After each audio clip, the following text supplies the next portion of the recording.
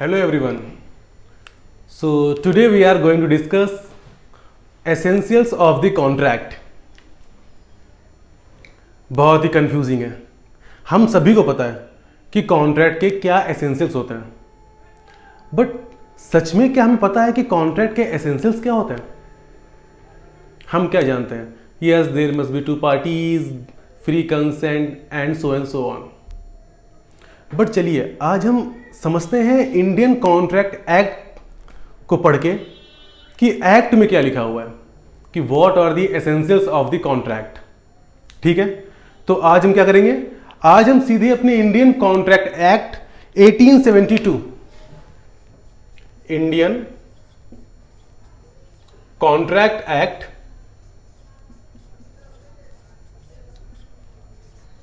1872, आज हम Indian Contract Act 1872 से ही समझेंगे कि एसेंशियल्स क्या है एक वैलिड कॉन्ट्रैक्ट की। ठीक है, सो लेट्स स्टार्ट। सबसे पहले हम क्या देखते हैं?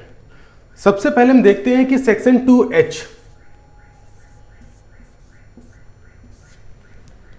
Section 2H।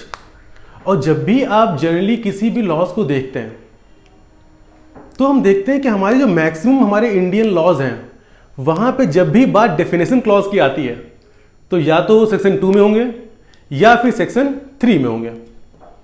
सो जो हमारा इंडियन कॉन्ट्रैक्ट एक्ट है उसमें सेक्शन 2 में डेफिनेशन क्लॉज दिया हुआ है। तो सेक्शन 2H में क्या बोला गया है? उसमें कहा गया है an agreement enforceable by law is a contract. An agreement enforceable by law is a contract. तो यहां पे दो टर्म्स निकल के बाहर आए। पहला टर्म कौन सा था? एग्रीमेंट। और सेकंड टर्म कौन सा है? Enforceable by law. Very good. तो पहला टर्म कौन सा है हमारा? मैं पहले इसको मिटा देता हूं, पहले थोड़ा तो हमें और समझ में आएगा। हमारा पहला टर्म क्या है? एग्रीमेंट।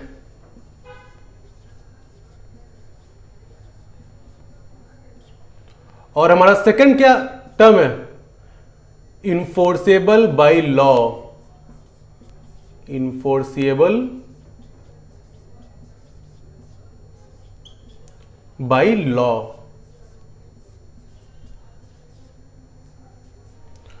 तो हमने डेफिनेशन में क्या देखा कि an agreement enforceable by law is contract.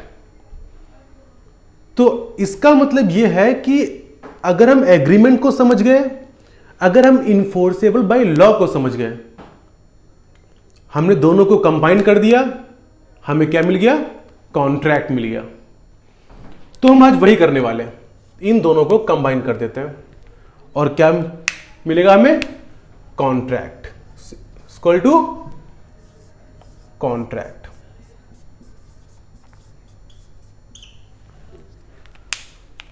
तो सबसे पहले हमें डिस्कस करना है कि एग्रीमेंट क्या होता है और एग्रीमेंट के एसेंशियल्स क्या हैं। अगर हम वो डिस्कस कर लेंगे और हम वो समझ गए कि हां भाई एग्रीमेंट के एसेंशियल्स क्या हैं, तो हम समझ जाएंगे कि भाई हमारा ये एग्रीमेंट क्या है। उसके बाद हम क्या समझेंगे कि इन्फोर्सेबल बाय लॉ क्या होता है, इसके क्या एसेंशियल्स हैं, वो समझ जाएंगे। दोनों को हम कंबाइन कर देंगे, हमें क्या मिल जाएंगे? कॉन्ट्रैक्ट के एसेंशियल्स मिल जाएंगे।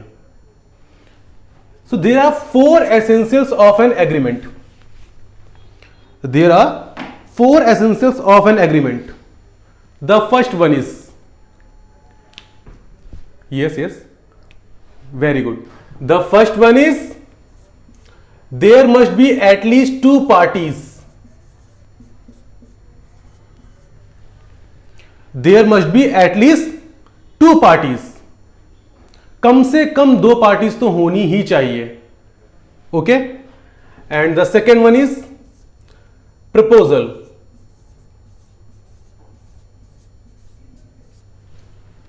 ये टर्म क्या है? आप बहुत सारी बुक्स में देखेंगे, आप आर के बांगिया में जाएंगे, वहां देखेंगे तो वहां पे ऑफर वर्ड का भी यूज हुआ है।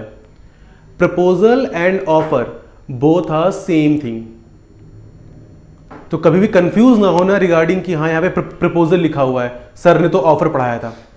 प्रपोजल एंड ऑफर दोनों सेम है, okay. And the third one is acceptance.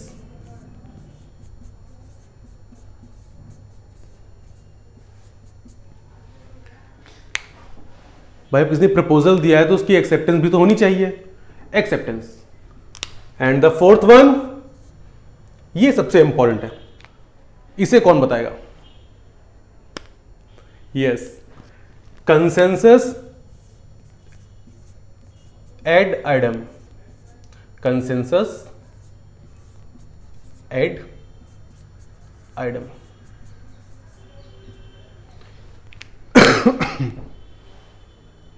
Sorry, इसका मतलब क्या होता है? What is the meaning of consensus add idem? It means meeting of the minds. Meeting of the minds. Let's take example, आपको भी समझ में आ जाएगा कि व्हाट इज कंसेंसस add idem. It means meetings of the mind. एक एग्जांपल लेते हैं। लेट्स टेक एग्जांपल कि there is a person A. Person A के पास में एक फरारी कार है और उसके पास में एक हॉर्स भी है जिसका नाम उसने क्या रखा है? फरारी। अब पर्सन ए को अपना हॉर्स बेचना था। पर्सन ए पर्सन बी के पास में गया, उसने कहा I want to sell my Ferrari for 10 lakh. बहुत महंगे आते हैं हॉर्स। तो क्या बोला उसने? I want to sell my Ferrari for 10 lakh. Would you like to buy it? अब बी ने क्या सोचा कि 10 लाख में फरारी। बी क्या सोचा? 10 लाख में फरारी मिल रही है। बी ने तुरंत ही एक चेक साइन किया। उसने बोला यस, एक्सेप्टेड, लीजिए। बोला घर भेज दीजिएगा मेरे। अगले दिन बी मॉर्निंग में उठा, उसने देखा उससे घर के बाहर एक घोड़ा बंधा हुआ खड़ा था। बी ने बोला ये फरारी। ए ने बोला यही तो है फरारी। तो देखिए यहां पे क्या हुआ? यहां पे बी के माइंड में क्या चल रहा था? Ferrari car. और ए के माइंड में क्या था? फरारी घोड़ा। तो यहां पे दोनों की क्या नहीं थी? मीटिंग ऑफ द माइंड नहीं थी। सो मीटिंग ऑफ द माइंड होना बहुत ही इंपॉर्टेंट और एसेंशियल फीचर है किसी भी एग्रीमेंट का। तो हमने क्या समझा? किसी भी एग्रीमेंट के लिए 4 एसेंशियल्स हैं। The first one is there must be at least 2 parties, and the second one is proposal. Third one acceptance, and the fourth one is that consensus ad idem. हमने अब क्या समझ लिया कि भाई एग्रीमेंट के एसेंशियल्स क्या होते हैं। अब इन 4 एसेंशियल्स को लिख के हम साइड में कर देंगे और इसमें हम क्या ऐड करेंगे? Enforceable by law. अगर हमने उसमें इन्फोर्सेबल बाय लॉ को ऐड कर दिया तो जितने भी हमारे एसेंशियल्स बनेंगे वो किसके होंगे? वेरी गुड, कॉन्ट्रैक्ट के। क्यों? हमने क्या पढ़ा था पहले 2H में? An agreement enforceable by law is a contract. Very good. अब हमें क्या देखना है? Enforceable by law.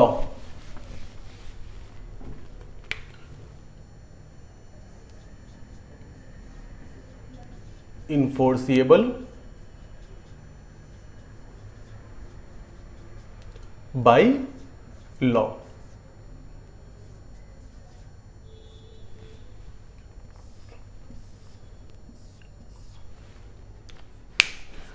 अब हमें यह समझना है कि व्हाट इज इन्फोर्सेबल बाय लॉ। ठीक है, यह लिखा हुआ है। तो हम सेक्शन 10 को देखते हैं। Section 10 of the Indian Contract Act 1872। Please open. उसमें क्या लिखा हुआ है? पढ़िए एक बार। An agreement is a contract if an agreement is a contract if के बाद में कुछ कंडीशंस दी हुई हैं कि अगर इन कंडीशंस को फुलफिल करता है तो वो क्या बन जाएगा? कॉन्ट्रैक्ट। वही होता है इन्फोर्सेबल बाय लॉ। तो वो कंडीशंस क्या क्या हैं?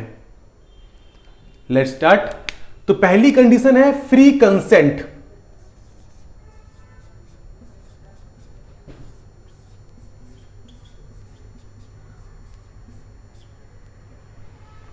Free consent of the parties.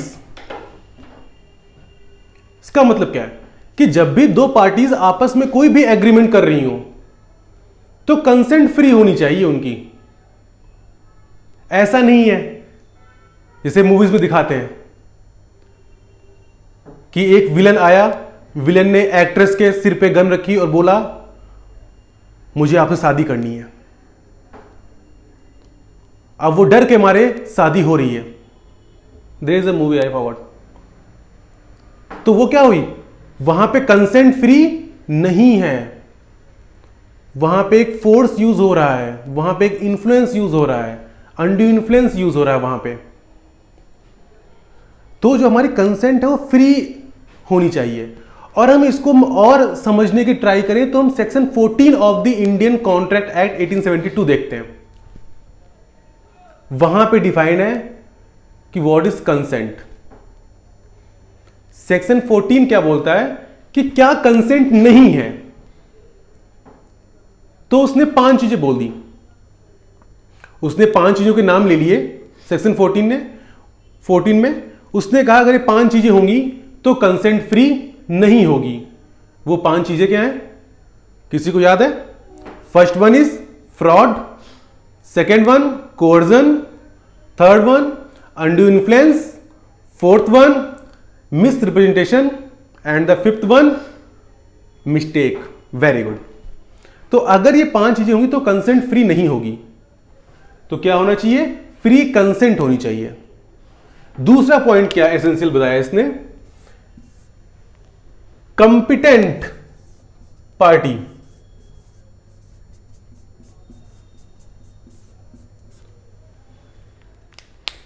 Parties competent होनी चाहिए। What is the meaning of competent? Section 11 of the Indian Contract Act 1872 defines competency. तो बहुत ही सिंपल वर्ड्स में बोलूं आपसे मैं, तो कंपिटेंट का मतलब यह है कि पर्सन की एज 18 से कम नहीं होनी चाहिए, मेजर होना चाहिए, वो अनसाउंड पर्सन नहीं होना चाहिए, वो पर्सन अनसाउंड माइंडेड ना हो। एंड थर्ड वन कि उसे किसी लॉ ने बार ना किया हो, एज लाइक इंसॉल्वेंट पर्सन, ऐसे पर्सन नहीं होनी चाहिए। तो वो क्या होगी हमारी, वो कैसे लोग हैं जो ऐसे लोग नहीं होंगे, वो सब कंपिटेंट होंगे। अगर ये 3 चीजें नहीं है तो जो अदर पर्सन हैं वो क्या होंगे, कंपिटेंट पर्सन होंगे। And third one is lawful consideration. Lawful consideration,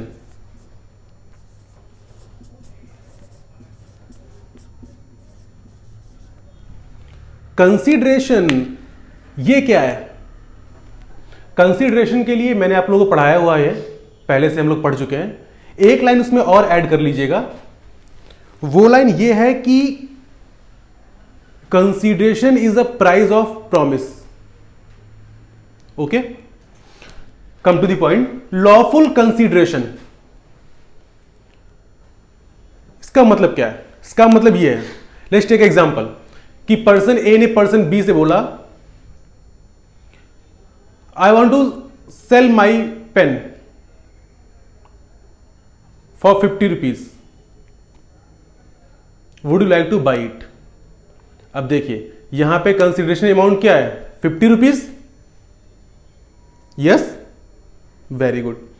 but अगर यहीं पे ए ने बोला होता कि मैं अपना पेन तुम्हें दे दूंगा अगर तुम मुझे एक गन ला के दोगे, इलीगल गन। तो जो इलीगल गन है क्या क्या है, ये अनलॉफुल है। अगर वो बोले कि मैं तुम्हें 20 kg ऑफ राइस दूंगा अगर तुम मेरे लिए 2 बम लेके आओगे, तो क्या हुआ? ये अनलॉफुल कंसीडरेशन है। कंसीडरेशन हमेशा लॉफुल होनी चाहिए। कभी भी ऐसा कोई ऑब्जेक्ट हम कंसीडरेशन में नहीं लेंगे सॉरी, कोई भी ऐसा ऑब्जेक्ट हम कंसीडरेशन में नहीं लेंगे जहां हमें ये दिखे कि भाई ये अनलॉफुल है, ये इलीगल है, ये बैंड है, कभी नहीं। ओके। एंड फोर्थ वन क्या है हमारा? Lawful object.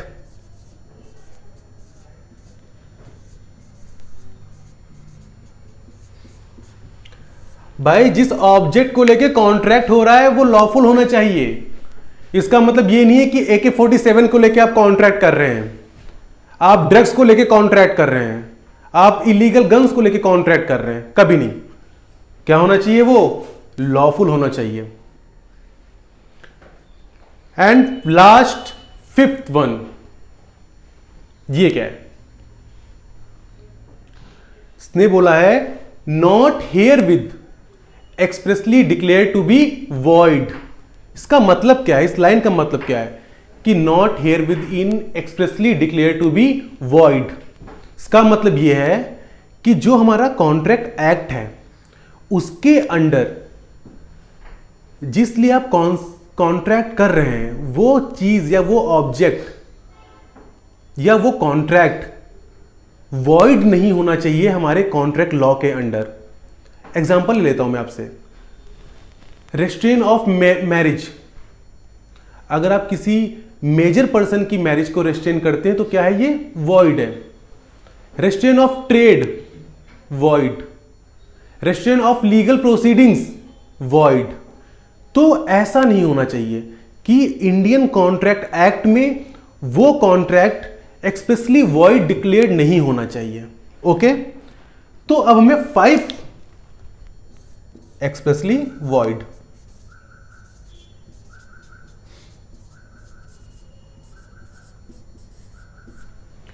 अब हमें 5 एसेंशियल्स ये मिल गए। ये क्या हमें समझा रहे हैं? Enforceable by law. और हमारे एग्रीमेंट में कितने थे? 4। तो अगर मैं आपसे बोलूं कि now tell me what are the essentials of the contract, तो आप मुझे क्या बताओगे? The first one, there must be 2 parties. There must be an proposal और offer. There must be an acceptance. There must be consensus ad idem, which is meetings of the mind. Plus free consent, competent parties, lawful consideration, lawful object, and not expressly declared to be void. अगर हम इन सभी को add कर देंगे तो हमें क्या मिल जाएगा? Essentials of the contract. तो हम समझ गए कि what are the essentials of the contract. तो हमने इसमें क्या क्या यूज किया? हमने इसमें यूज किया है सेक्शन 2H का यूज किया है हमने, सेक्शन 10 का यूज किया है हमने, सेक्शन 11 का यूज किया है, सेक्शन 14 का यूज किया है। हमने सिर्फ 4 सेक्शंस का यूज करके इसको समझ लिया। बट अगर हम इसको और हर टर्म का मतलब समझना चाहें तो मैं आपको बता रहा हूं, सेक्शन नंबर 23 आप समझ लीजिए, सेक्शन नंबर 24, 25, 15, 16 एंड 17। अगर हम ये सेक्शंस को समझ लेते हैं तो हम समझ जाएंगे कि हमारे एसेंशियल्स ऑफ द कॉन्ट्रैक्ट क्या है। बट मैंने आप लोगों के लिए ये काम इजी कर दिया है।